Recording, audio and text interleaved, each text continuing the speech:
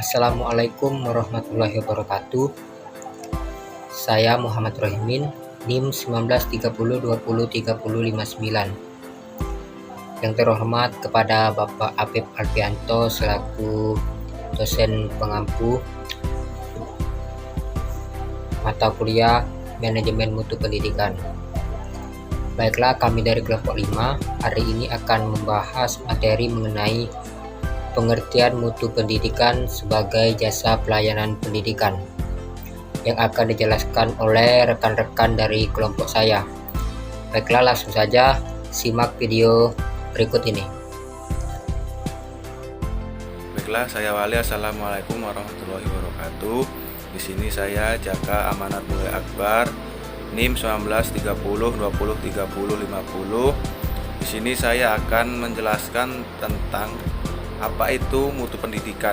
Nah, di sini dapat diketahui bahwa mutu pendidikan berasal dari kata mutu dan pendidikan. Nah, mutu dalam bahasa Inggris yaitu artinya quality, yang artinya kualitas. Nah, dalam KBBI atau dalam Kamus Besar Bahasa Indonesia, mutu itu adalah ukuran baik buruk suatu benda, sifat atau derajat, atau juga bisa disebut dengan kepandaian atau kecerdasan dan sebagainya. Nah, secara istilah, mutu adalah kualitas yang memenuhi atau melebihi harapan pelanggan. Nah, dengan demikian dapat disimpulkan bahwa mutu adalah tingkat kualitas yang telah memenuhi atau bahkan dapat melebihi dari yang diharapkan, yaitu oleh pelanggan itu sendiri. Nah, berdasarkan tinjauan mutu pendidikan dari segi proses dan hasil, mutu pendidikan dapat dideteksi ciri-cirinya. Nah, yaitu sebagai berikut. Ciri-cirinya yaitu adalah kompetensi, relevansi, fleksibel, efisien, berdaya hasil, dan kredibilitas. Nah, di sini ada ahli yang membuat pengertian, yaitu menurut Mujamil. Nah, menurut Mujamil, mutu pendidikan adalah kemampuan lembaga pendidikan dalam mendayagunakan sumber-sumber pendidikan untuk meningkatkan kemampuan belajar seoptimal mungkin. Nah, dapat kita simpulkan berdasarkan pendapat oleh Mujamil tadi, dapat disimpulkan bahwa mutu pendidikan itu adalah kualitas atau ukuran baik atau buruk proses pengubahan sikap dan tata laku seorang atau kelompok dalam usaha mendewasakan manusia untuk mendekatkan diri kepada Tuhan melalui upaya bimbingan, pengajaran, pelatihan, dan lainnya. Nah, mutu pendidikan ini meliputi mutu input, proses, output, dan outcome. Nah, input pendidikan dinyatakan bermutu jika siap berproses. Nah, proses pendidikan bermutu apabila mampu menciptakan suasana pembelajaran yang aktif, kreatif, dan menyenangkan, atau bisa disingkat dengan PEKAM. Nah, sekian dari saya penjelasan apa itu mutu pendidikan. Nah, materi selanjutnya akan dijelaskan oleh rekan saya. Terima kasih. Saya Beta Beresta, NIM 1930203077 akan melanjutkan penjelasan dari saudara Jaka. B. Mutu pendidikan sebagai mutu jasa pelayanan. Dalam mengembangkan dan meningkatkan kualitas sumber daya manusia, jasa pendidikan memegang peran penting. Akan tetapi, minat dan perhatian pada aspek kualitas jasa pendidikan bisa dikatakan baru berkembang dalam 1 dekade terakhir. Keberhasilan jasa pendidikan ditentukan dalam memberikan pelayanan yang berkualitas kepada para pengguna jasa pendidikan tersebut, baik siswa, stakeholder, atau masyarakat. Stanton mengungkapkan bahwa jasa didefinisikan sebagai kegiatan tidak berwujud yang merupakan objek utama dari transaksi yang dirancang untuk menyediakan keinginan atau kepuasan kepada pelanggan.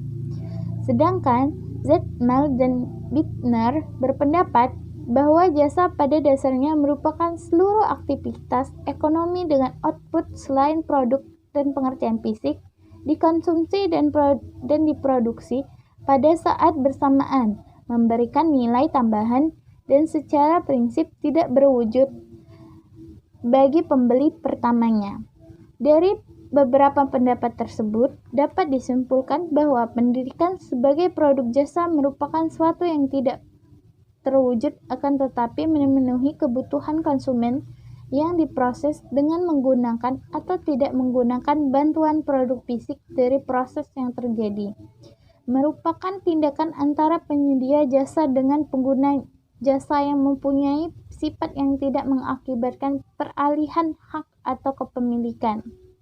Jasa bukan barang, melainkan suatu proses atau aktivitas yang tidak berwujud.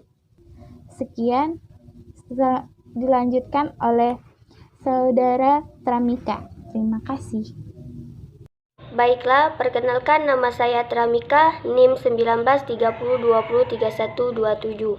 Di sini saya sebagai pemateri yang ketiga. Di sini saya akan menjelaskan yang bagian C, yaitu sifat-sifat jasa pelayanan pendidikan.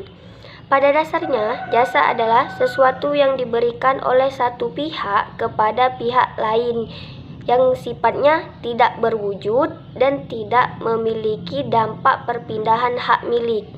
Jasa secara umum memiliki karakteristik utama, yaitu yang pertama itu tidak berwujud, yang mana pengguna jasa pendidikan tidak dapat melihat, mencium, mendengarkan, dan merasakan hasilnya sebelum mereka mengkonsumsinya dan membelinya.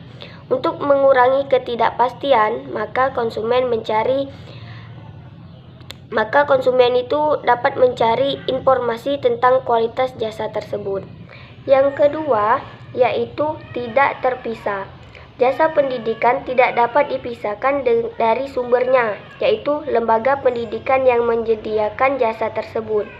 Artinya, jasa pendidikan dihasilkan dan dikonsumsi secara serempak pada waktu yang sama. Jika peserta didik membeli jasa, maka akan berhadapan langsung dengan penyedia jasa pendidikan. Dengan demikian, jasa lebih diutamakan penjualannya secara langsung dengan skala operasi yang terbatas. Yang ketiga itu bervariasi. Jasa pendidikan yang diberikan seringkali berubah-ubah, tergantung kepada siapa yang menyajikannya, kapan, dan serta di mana disajikan jasa pendidikan tersebut.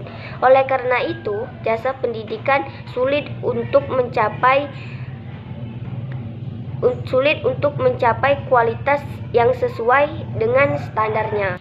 Yang keempat itu mudah musnah, yang berarti jasa pendidikan tidak dapat disimpan dalam jangka waktu tertentu, atau jasa pendidikan tersebut mudah musnah sehingga tidak dapat dijual pada waktu mendatang.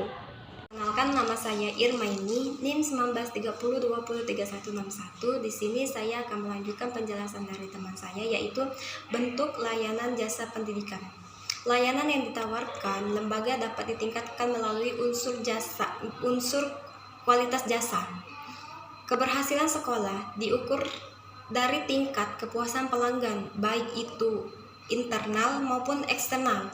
Demi kepentingan pendidikan, hendaknya sekolah mendesain segala hal yang berhubungan dengan kebutuhan siswa di sekolah, sesuai dengan perkembangan zaman.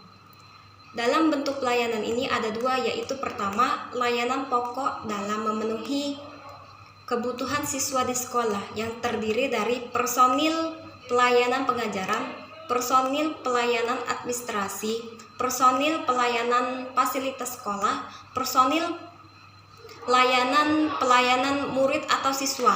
Yang kedua yaitu layanan bantu perubahan dinamika masyarakat yang cepat seperti yang kita alami sekarang ini, yang terdiri dari pelayanan perpustakaan, pelayanan gedung dan halaman sekolah, pelayanan kesehatan dan keamanan. Sekian dari saya, terima kasih.